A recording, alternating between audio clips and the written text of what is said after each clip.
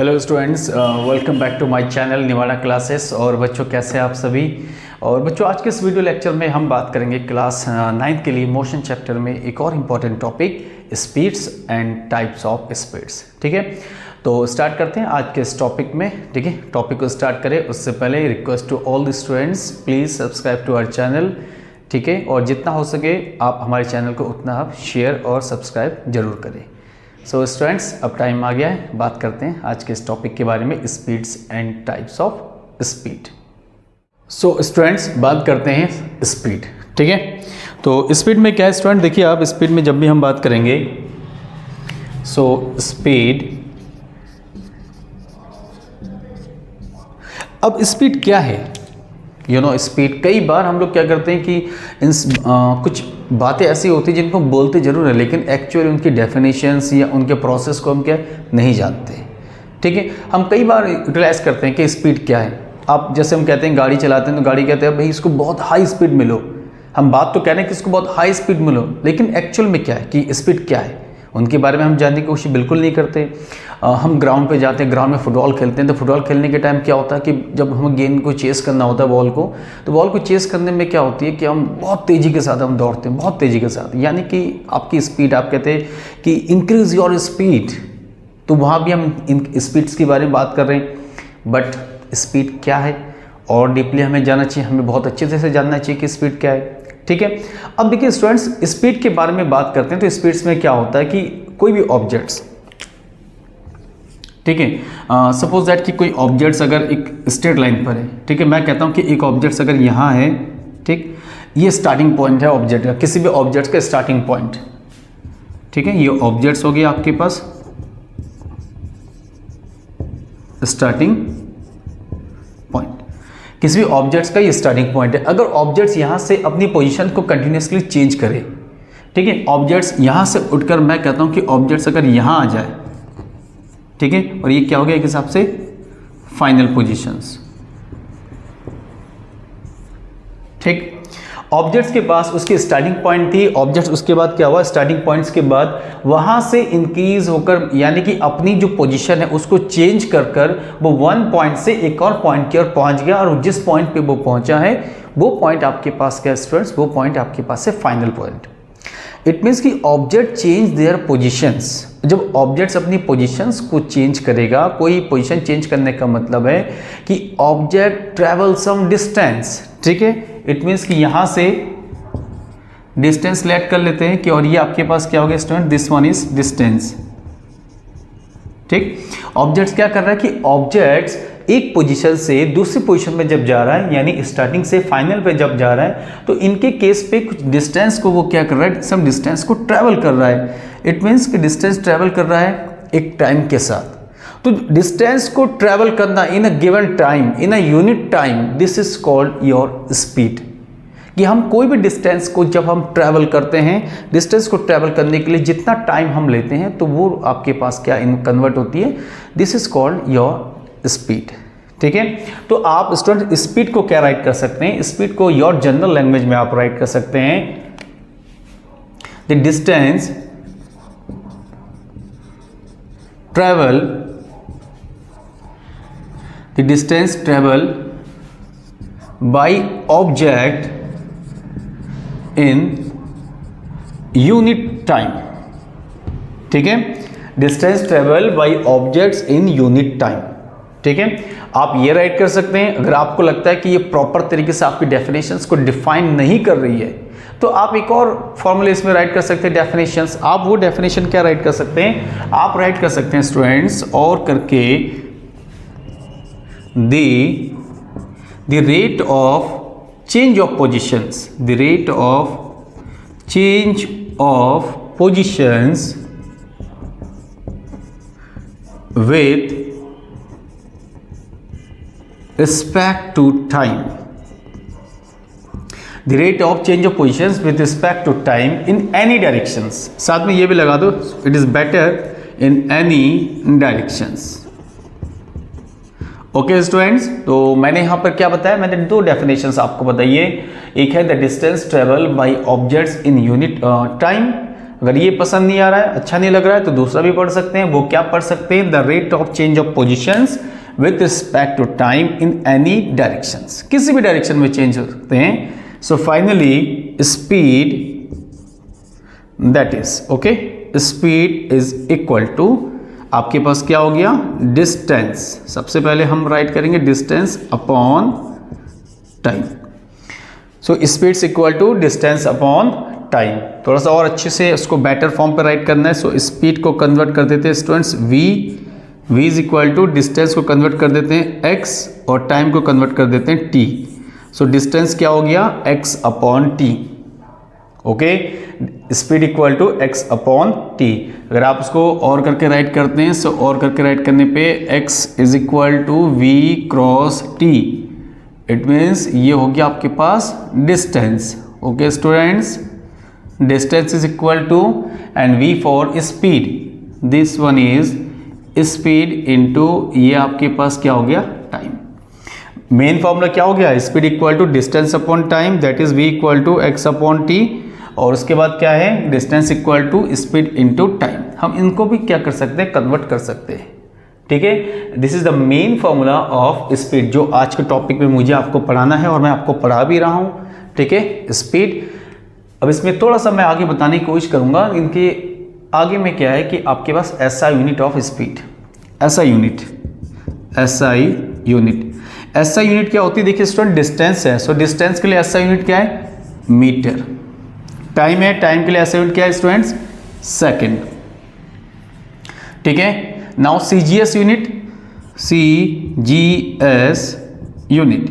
CGS में distance is always defined centimetre.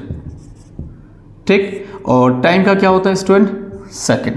तो देखिए कोई परेशानी नहीं है, ऐसा यूनिट भी मिल गया आपको, और आपको साथ में क्या मिल गया? आपको साथ में फ्री में मिल गया CGS units.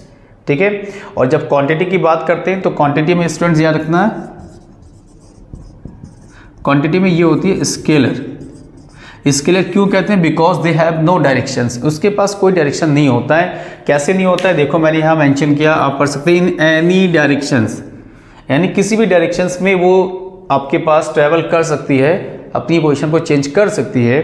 So that's why it is calling scalar. अगर किसी भी दूसरे डायरेक्शंस में होता तो हम उसको कुछ और नेम से क्या करते हैं? बोलते हैं, बट यहाँ पर क्या है कि वो किसी भी पर्टिकुलर डायरेक्शन में चेंज कर सकती है अपनी पोजीशंस को। That's why it is calling scalar quantity. So students, सबसे पहले क्या करना है? अब आपको सबसे पहले इनको नोट करना है। नोट करने के बाद अब मैं जल्दी से बताऊंगा यहाँ पे टाइप्स ऑफ स्पीड। ठीक है, मैं यूँ गया और यूँ आया। ओके स्टूडेंट्स, अब बात करते हैं इसमें टाइप्स ऑफ स्पीड। ठीक है, सो टाइप्स ऑफ स्पीड में चलते हैं फटाफट। कितने टाइप के स्पीड्स होते हैं ये भी जानना बहुत इंपॉर्टेंट है। Types of speed, types of speed. Types of speed में क्या देखिए स्टूडेंट्स, यहाँ पर बेसिकली क्या होता है कि हमारे पास 4 टाइप्स ऑफ स्पीड्स होते हैं। ठीक है, सबसे पहले हम बात करेंगे यहाँ पर uniform speed. Point number first, एक एक करके बात करते हैं।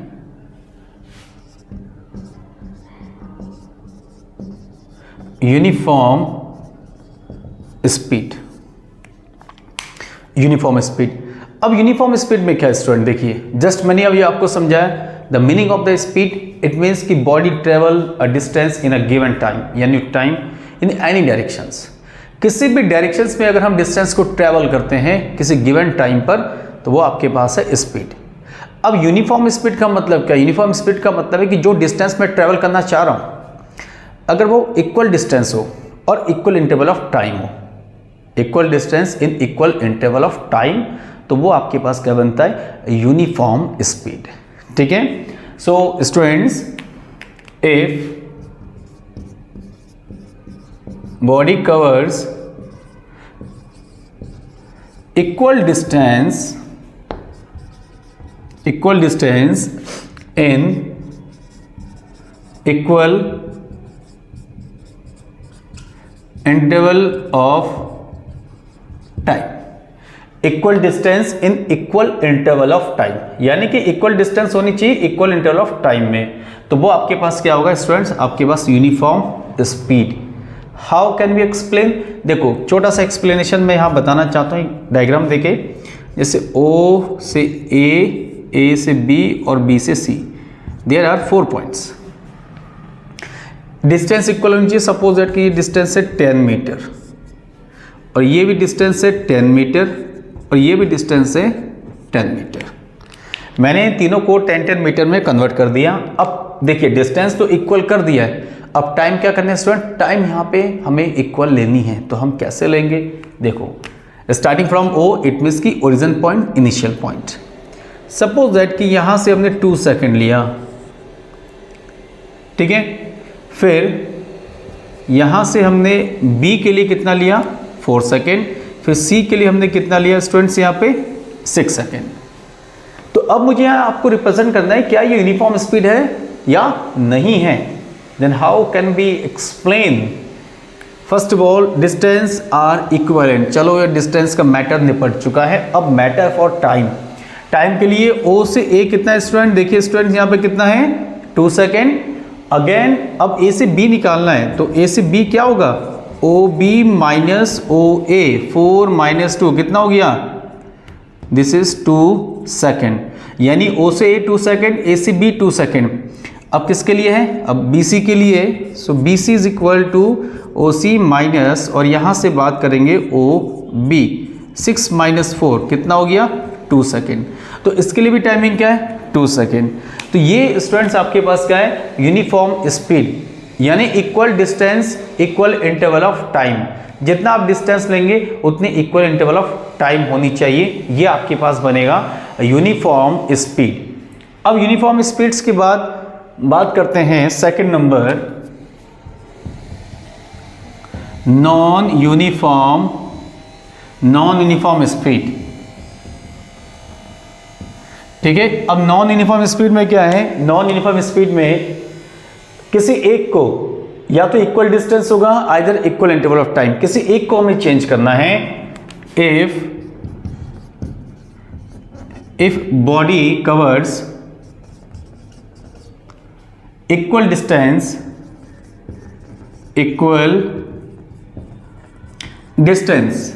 इन unequal interval of time, unequal interval of time, if body covers equal distance in unequal interval of time, यानी कि इक्वल डिस्टेंस होनी चाहिए स्टूडेंट्स, और टाइमिंग जो है आपके पास वो अनइक्वल होनी चाहिए। कोई मैटर नहीं, आप डिस्टेंस को सेम कर दीजिए और टाइमिंग को डिफरेंट कर दीजिए। हम इसी में आपको और बेटर तरीके से एक्सप्लेन कर सकते हैं। ठीक है, बेटर एक्सप्लेनेशंस के लिए अगेन जैसे ये हो गया ए और ये हो गया B and again C. Suppose that again 10 meter, again 10 meter, again 10 meter. So distance क्या हुआ स्टूडेंट्स, डिस्टेंस आर सेम। ठीक है, टाइमिंग लेनी है, टाइमिंग को डिफरेंट शो करना है, तो कोई प्रॉब्लम नहीं, आप कुछ भी रिप्रेजेंट कर दिए। सपोज दैट कि पहला स्टार्टिंग 2 सेकेंड है, फिर ओ से बी आपने 5 सेकेंड रिप्रेजेंट किया, और ओ से सी सपोज दैट कि आपने इसको 6 सेकेंड रिप्रेजेंट किया। तो आप देख सकते हैं टाइमिंग यहाँ पर क्या होगा, टाइमिंग सबसे पहले ओ ए 2 सेकेंड, ओ बी की बात करेंगे तो वो यहाँ पर हो जाएगा, ए बी की बात करेंगे so O B minus O A 5 minus 2, this is 3 second. हो गया ना डिफरेंट, देखो यहाँ पे 2 था, यहाँ पे 2 था, तो ये बन गया था यूनिफॉर्म। ये 2 है और ये 3 है, तो नॉन यूनिफॉर्म। ठीक है, कोई इसमें प्रॉब्लम नहीं होनी चाहिए। So and again B C is equal to O C minus O B, 6 minus 5 again 1 second. तो ये दोनों बन गए आपके पास स्टूडेंट यूनिफॉर्म स्पीड्स और नॉन यूनिफॉर्म स्पीड। ठीक है, अब आपका काम है कि आप इनको फटाफट नोट कीजिए, उसके बाद इसके जो बाकी के टर्म्स बचे उनको हम बहुत जल्दी के साथ क्लियर करते हैं। ठीक है स्टूडेंट्स, अब बाकी के दो जो आपके पास हमारे पास टॉपिक हैं वो क्या है हमारे पास, एवरेज स्पीड्स, और फोर्थ नंबर है इंस्टेंटेनियस स्पीड्स। ठीक है, इससे बिफोर मैंने जस्ट आपको बताया यूनिफॉर्म स्पीड्स, और यूनिफॉर्म स्पीड्स को एक और नाम लिखना मैं स्टूडेंट भूल गया था, वो आपके पास है कांस्टेंट स्पीड। और जो नॉन यूनिफॉर्म स्पीड्स हैं वो उसे हम कहते हैं वेरिएबल स्पीड्स, यानी कि जो कंटिन्यूसली चेंज हो, कांस्टेंट जो कंटिन्यूसली चेंज ना हो। ठीक है, अब एवरेज स्पीड्स। अब स्टूडेंट्स एवरेज स्पीड्स की जब भी बात करते हैं तो इन केस ऑफ एवरेज का मतलब क्या है कि हम किसी भी टाइम पर कितना हम डिस्टेंस ट्रैवल कर रहे हैं तो उसकी एक स्पीड्स, अनदर टाइम पे हम कितना डिस्टेंस ट्रैवल कर रहे हैं तो उनकी एक स्पीड्स, ऐसे कई सारे स्पीड्स होंगे। उन सारी स्पीड्स को क्या करते हैं, जब उनका एवरेज वैल्यू निकालने की कोशिश करते हैं तो वो आपके पास बनती है average speed. It means total distance cover by the object in a total given time.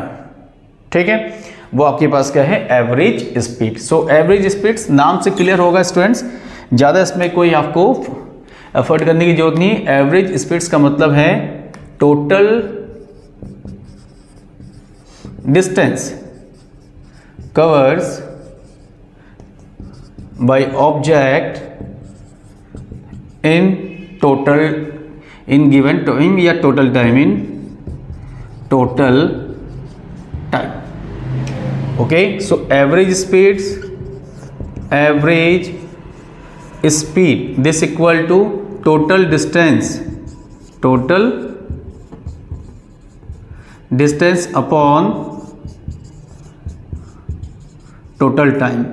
So average speeds को आपने राइट कर दिया, आप बार भी राइट कर सकते हैं। बार का मतलब यहाँ पे एवरेज स्पीड भी हो सकता है या आइदर करके आप राइट कर सकते हैं v average this equal to total distance. एक हिसाब से लेट करते हैं कि दो डिस्टेंस की बात करते हैं, x1 plus x2 and time t1 plus t2। तो ये फॉर्मूला बन गया स्टूडेंट्स, ध्यान रखना, average speeds equal to total distance upon total time. So v average is equal to x1 plus x2 and divided by t1 plus t2। ठीक है, तो ये फॉर्मूला बन गया हमारे पास एवरेज स्पीड्स का। आप इसको कॉपी कीजिए, बहुत बेटर है। इसके बेसिस पे न्यूमेरिकल्स भी मैं आपको बताऊंगा, एवरेज स्पीड्स का बहुत अच्छे न्यूमेरिकल बताऊंगा आपको।